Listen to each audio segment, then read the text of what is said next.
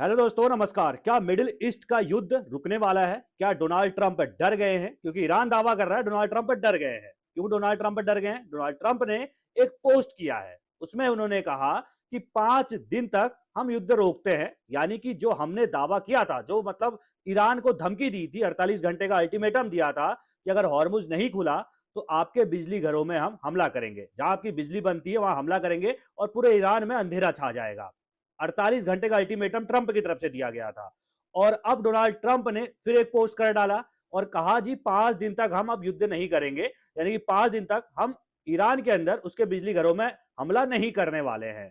Donald Trump का कहना है कि ईरान के साथ हमारी बातचीत चल रही है और उन्होंने उम्मीद जताई कि 5 दिन तो मैं बहुत ज्यादा कह रहा हूं, उससे पहले ही जो है ये युद्ध रुक जाएगा, बातचीत जो है वो सफल हो जाएगी और ईरान के लिए एक नई शुरुआत हो जाएगी इस बातचीत के बाद।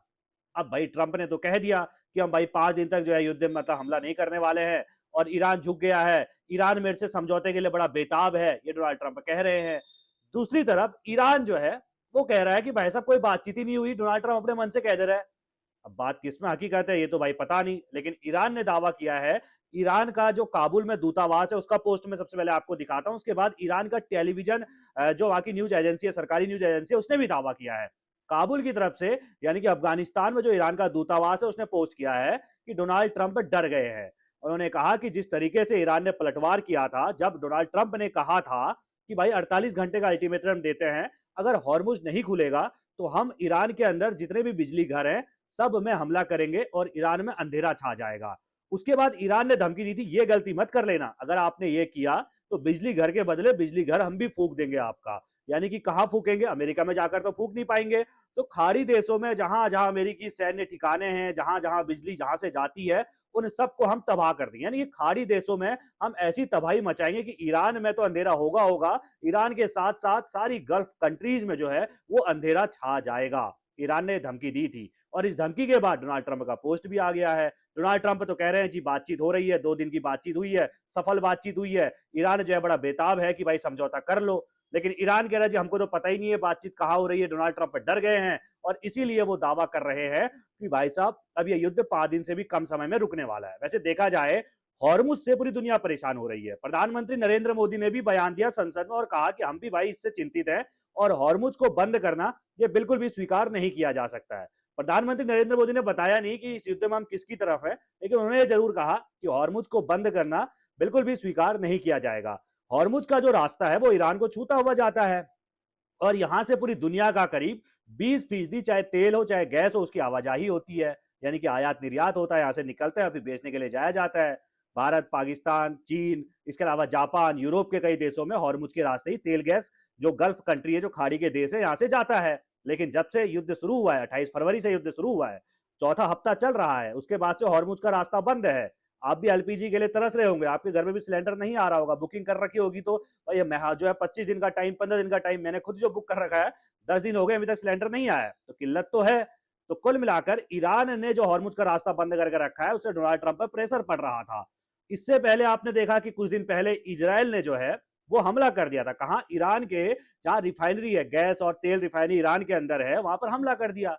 तो ईरान ने क्या किया? ईरान ने अपने मिसाइल उठाई और खाड़ी देशों में जहां जहां जो है तेल और गैस रिफाइन होता था वहां हमला कर दिया। सबसे बड़ा हमला कतर में किया गया, जहां पूरी दुनिया का 20% अकेले कतर की जिस रिफाइनरी में जो है 20% गैस अकेले जहां से निकालती थी, जहां से बेचने के लिए जाया करती थी, वहां पर हमला कर दिया। पूरे खाड़ी देशों में हाहाकार मच गया, सबने ट्रंप को गरियाया, ट्रंप पर प्रेशर बनाया। ट्रंप ने कहा जी हॉर्मुज नहीं खुला तो अब तुम्हारे बिजली घरों पर हमला करेंगे। तो भाई ईरान ने भी कह दिया करके देखो, पूरे खाड़ी में जो है वो अंधेरा छा जाएगा। जितनी गल्फ कंट्री है, चाहे सऊदी अरब हो, चाहे कतर हो, चाहे बहरीन हो, जो जो भाई बिल्कुल अमेरिका के प्रति जिनका झुकाव है, सब जगह हम अंधेरा कर देंगे। तो डोनाल्ड ट्रंप झुक तो गए हैं, अब पता नहीं बातचीत चल रही है नहीं चल रही, क्योंकि ईरान ने तो मना कर दिया। ईरान तो ये तक कह चुका है कि अमेरिका के साथ, अमेरिका धोखेबाज है, अमेरिका के साथ कोई बातचीत नहीं होगी। जो कुछ बातचीत के करने की उम्मीदें थी वो भी अमेरिका ने, ट्रंप ने बंद कर दिए सारे दरवाजे। अब कोई बातचीत नहीं होगी क्योंकि हम तो अपना सब कुछ खो चुके हैं, अब हम सब कुछ खो के सड़क पर है और किसी को भी नहीं जीने देंगे, ये सीधे तौर पर ईरान ने कहा है। ईरान ने यह भी कहा है कि हॉर्मुज सबके लिए बंद नहीं है, हॉर्मुज से भारत तो ले जा रहा है। भारत जो है 2 एलपीजी से भरे हुए जहाज ले आया, एक क्रूड ऑयल से भरा हुआ जहाज ले आया, 2 जहाज और हॉर्मुज पार कर चुके हैं एलपीजी से भरे हुए। उम्मीद है कि वो भाई आजकल में जो है वो आ सकते हैं, कभी भी जो है भारत पहुंच सकते हैं। भारत का सामान तो जा रहा है, चीन का भी माल आ रहा है, पाकिस्तान को भी कुछ राहत जो है वो दी है ईरान ने। तो भाई ईरान का कह रहा है सिर्फ और सिर्फ हमारे दुश्मन देशों के लिए है। और अगर अमेरिका के साथ जो नाटो भी आ रहे हैं ना, अब कि नाटो भी जो 22 देश हैं, वो भाई नाटो के महासचिव हैं, रूट क्या नाम है उनका, उन्होंने भी ऐलान किया कि भाई साहब नाटो के 22 देश भी अब हॉर्मुज खुलवाने के लिए ट्रंप के साथ है। ईरान ने कह दिया अगर तुम भाई ऐसा करते हो, अगर भाई हॉर्मुज खुलवाने के लिए हमला करते हो, तो भाई जब हमने अमेरिका को नहीं बख्शा तो हम किसको बख्शेंगे भाई? किसी को नहीं बख्शने वाले। अमेरिका सबसे बड़ा सुपर पावर खुद को मानता है, जब हम उससे भिड़ गए तो तुम्हारी क्या मतलब हिम्मत है, तुम्हारी क्या मजाल है? तुमसे भी हम भिड़ लेंगे, हम पूरे समुद्र में बारूद बिछा देंगे। ये ईरान ने कहा है कि भाई साहब अगर तुमने ये गलती कर दी तो पूरे समुद्र में हम बारूद बिछा देंगे, एक जहाज ब्लास्ट होकर आग का गोला बन जाएगा। तो ये गलती करना मत। अब उम्मीद तो जताई जा रही है ट्रंप के पोस्ट के बाद कि भाई युद्ध 5 दिन से पहले खत्म हो जाएगा, लेकिन ईरान मान नहीं रहा है क्योंकि ईरान का बहुत नुकसान हुआ है। एक सवाल ये भी उठता है कि डोनाल्ड ट्रंप तो मान गए, भाई डर गए या मान गए जो भी बोलो, प्रेशर उन पर पूरी दुनिया का पड़ा, तो डर गए बोल दो या फिर मान गए बोल दो। डोनाल्ड ट्रंप अपनी छवि तो दिखा रहे हैं कि हम जीत गए, जो है ईरान बेताब है, लेकिन बेताब तो आप भी है।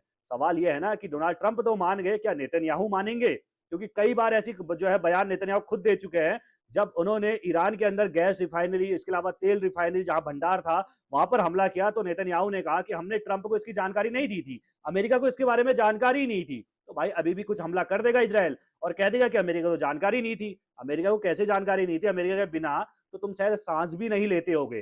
तो भाई ये कहने की बात है कि ट्रंप ने हाथ उठा दिया कि भाई मेरा नाम मत ले लेना, तू मार दे चल, मेरा नाम मत लेना, बोलना मेरे को नहीं पता है, वाली बात कहानी जो है यहाँ पर चलती हुई नजर आ रही है। कुल मिलाकर युद्ध रुके तो दुनिया संकट से बाहर निकले, क्योंकि महंगाई चरम पर पहुंचना तय है। दुनिया मंदी के दौर में अगर एक महीना और युद्ध चल गया तो तय है कि मंदी के दौर पर चला जाएगा। एक और खबर इस बीच मैं लेकर आया हूं आपके लिए। खबर यह है कि भाई ईरान के अंदर महंगाई बहुत चरम पर पहुंच गई है।